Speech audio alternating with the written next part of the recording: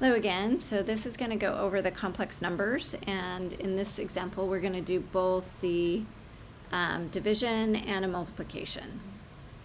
And then we're going to go from a phasor, or from the time domain, put that signal in as a phasor. We're given that this is an input signal, and so we also want to express the results of the division and the multiplication also in the time domain, so we're going to have to do an inverse phasor.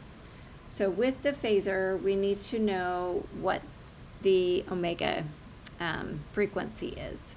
And so with that known frequency, we're then going to assume that there is no change in that frequency. And so when we shift back into the time domain, we use that 20t.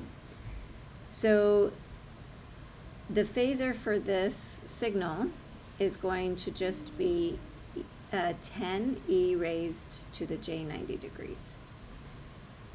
And so we then can find the polar form is going to make this easier to multiply and divide.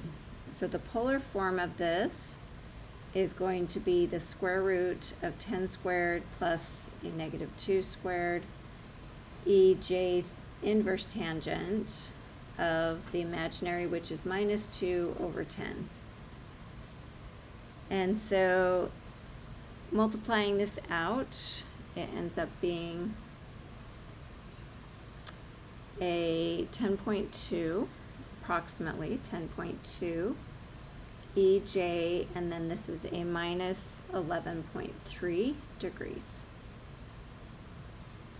So we can now use that for Vx over 10 minus 2j is going to become 10 EJ 90 over 10.2 EJ minus 11.3.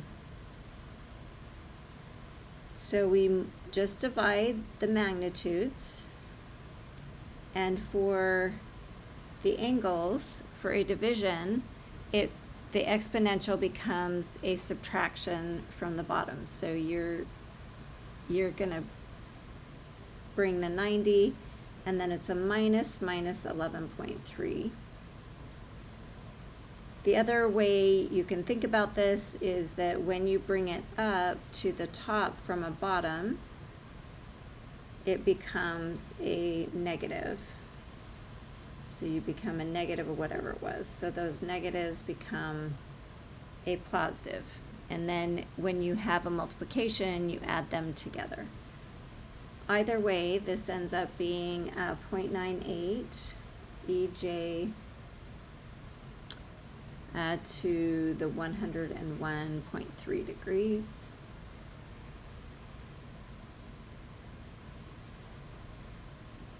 And now when we multiply this instead, so we have Vx 10 minus 2j, we multiply these, we have 10 EJ 90, and then this is 10.2 EJ minus 11.3, and so you multiply 10 times 10.2, and then EJ 90 minus 11.3.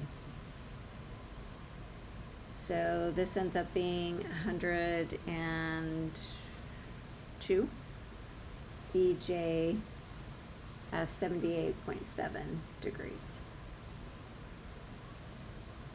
So now to convert back into the time domain, this one will convert back in as 10.2, or sorry, 102. 102, so the magnitude is what is in front of the cosine, and then it's cosine, and then omega was, I marked it 20t, so 20t, and then plus 78.7 degrees. So that is the inverse phasor for the time domain of that expression. And then this one, the inverse time domain, or inverse phasor, is going to be cosine 20t plus 101.3 degrees. All right, thank you for watching.